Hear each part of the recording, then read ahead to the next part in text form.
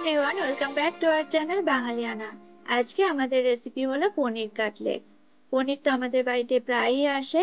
যদি একদিন এইভাবে পনির কাটলেট বানিয়ে চায়ের সাথে সার্ভ করতে পারেন তাহলে কিন্তু সন্ধ্যের আড্ডাটা একেবারে জমে উঠবে। এরকম বিভিন্ন টেস্টি টেস্টি রেসিপি দেখার জন্য ইউটিউবের সার্চ অপশনে গিয়ে বাঙালিয়ানা 2020 লিখুন।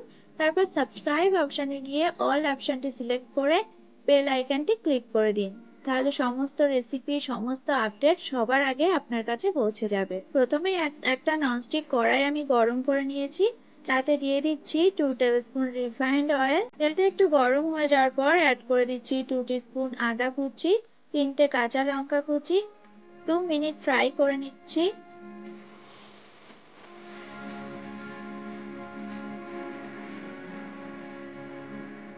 2 মিনিট ফ্রাই করে নেওয়ার পর অ্যাড করে দিচ্ছি 2টো মিডিয়াম সাইজের গ্রেট করে রাখা পেঁয়াজ।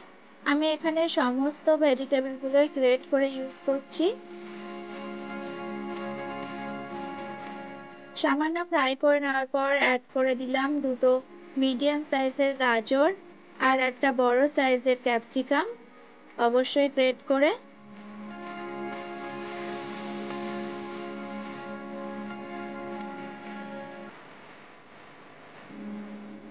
সমস্ত কিছু খুব ভালো করে মিশিয়ে নিচ্ছি।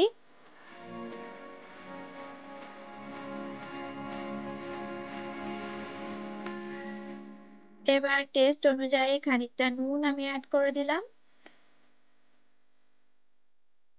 আরো 4-5 মিনিট ভালো করে ফ্রাই করে নিয়েছি। দেখুন কালারটা চেঞ্জ হয়ে গেছে আর জলজলে ভাবটা কেটে গেছে, বেশ ঝরঝরে হয়ে গেছে। তার মানে আমাদের কাটলেটের পুরটা কিন্তু রেডি হয়ে গেছে। এবার পুরটাকে একটা পাত্রে নামিয়ে ঠান্ডা করে নেব।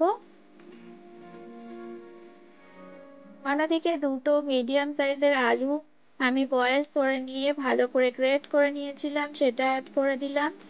আর অ্যাড করে দিলাম আমাদের মেন ইনগ্রেডিয়েন্টস পনির। 200 গ্রাম পনির আমি এখানে ইউজ করছি আর খুব ভালো করে গ্রেট করে নিয়েছি। এবার অ্যাড করে দিচ্ছি 1 টিস্পুন আমচুর পাউডার,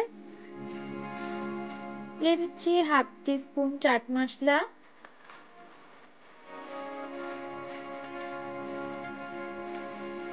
দিচ্ছি 1 টিস্পুন গরম মশলা গুঁড়ো, আবারও খানিকটা নুন দিয়ে দিচ্ছি কেননা আরো কিছু ইনগ্রেডিয়েন্টস আমরা অ্যাড করে নিয়েছি সেই জন্য। আর স্বাদ মতো খানিকটা চিনিও অ্যাড করে দিলাম যাতে টেস্টটা ব্যালেন্স হয়। আর সবশেষে দিয়ে দিচ্ছি 2 টেবিলস্পুন কর্নফ্লাওয়ার যাতে বাইন্ডিংটা খুব ভালো হয়। আর সবশেষে দিয়ে দিচ্ছি খানিকটা কুচনো ধনেপাতা। একটা সুন্দর ফ্লেভার অ্যাড করবে আমাদের পনির কাটলেটে। সমস্ত ইনগ্রেডিয়েন্টস খুব সুন্দর করে মেখে নিচ্ছি।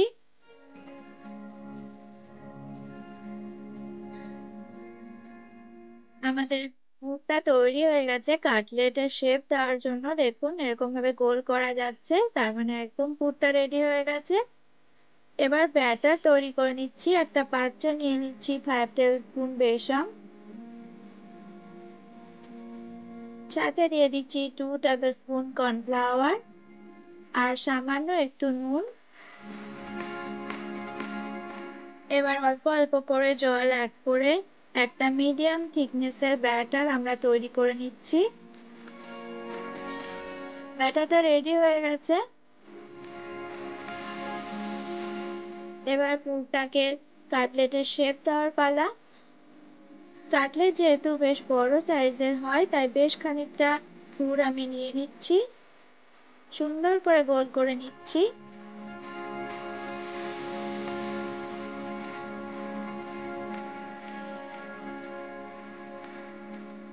গোল করে নেওয়ার পর হাত দিয়ে চেপে চ্যাপ্টা করে নিয়ে চারকোনা শেপ দিয়ে দিচ্ছি। আর সাইড গুলোকে সুন্দর করে শেপ দিয়ে দিচ্ছি যাতে দেখতে ভীষণই ভালো লাগে। কেননা আগে পেহলে দর্শনধারী ফির গুণ বিচারি। তো দেখুন খুব সুন্দর শেপের কাটলেট আমরা গড়ে ফেলেছি। এইভাবে বাকি পুরটাকে আমরা কাটলেটের শেপ দিয়ে দিচ্ছি।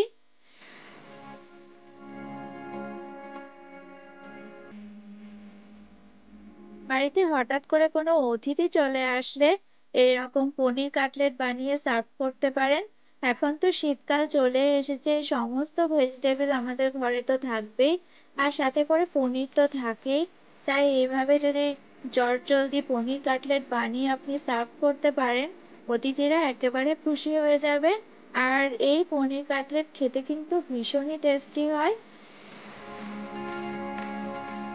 কাটলেটের শেপগুলো দেওয়া কমপ্লিট হয়ে গেছে। অন্যদিকে আমি কড়াইতে রিফাইন্ড অয়েল গরম করতে বসিয়ে দিয়েছি বেশ খানিকক্ষণ। এবার পুরটাকে আমরা ব্যাটারে ডুবিয়ে নেব। আর আমি এখানে কোট করে নিচ্ছি লাচ্ছা সেমাই দিয়ে। লাচ্ছা সেমাই তো সবার বাড়িতে অ্যাভেলেবেল সবসময় থাকে না, সেক্ষেত্রে ব্রেড ক্রাম্বস ব্যবহার করতে পারেন, কোনো অসুবিধা হবে না, খুব সুন্দর টেস্ট হবে। লাচ্ছা সেমাই দিলে দেখতে বেশ সুন্দর লাগে। আমার পার্সোনালি খুব ভালো লাগে, সেই জন্য আমি ইউজ করতে পছন্দ করি। সুন্দর করে কোটিং করে নিচ্ছি যাতে কোথাও বাদ না থাকে। হাত দিয়ে এভাবে কোটিং না করে চামচের সাহায্যে নিলে ভীষণই সুবিধা হয়। এই টিপসটা অবশ্যই ফলো করে দেখবেন, ভীষণই সুবিধা হয়। এবার ভালো করে হাত দিয়ে চেপে চেপে চারপাশে আমরা লাচ্ছা সেমাইয়ের কোটিংটা আটকে নেব, যাতে কোনোভাবেই বেরিয়ে না আসে তেলে দেওয়ার সাথে সাথে।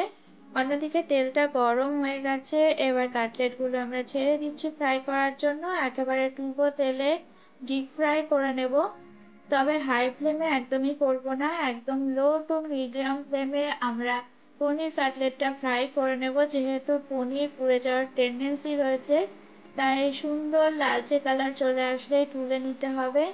কালচে ভাবে একদম ফ্রাই করতে যাবেন না, সেক্ষেত্রে পুড়ে যেতে পারে।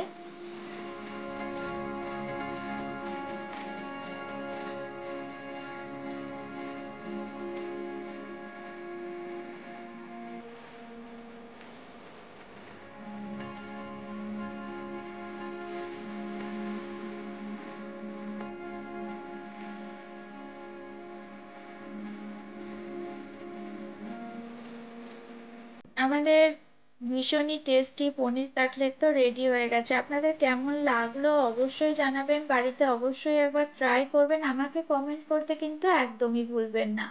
লাইক করবেন, শেয়ার করবেন। আর যারা এখনো আমাদের চ্যানেলটিকে সাবস্ক্রাইব করেননি এরকম বিভিন্ন টেস্টি টেস্টি রেসিপি দেখার জন্য, প্লিজ তাড়াতাড়ি সাবস্ক্রাইব করে দিন। ভালো থাকুন, সুস্থ থাকুন, পরের রেসিপি নিয়ে আবার খুব তাড়াতাড়ি চলে আসবো। Thank you.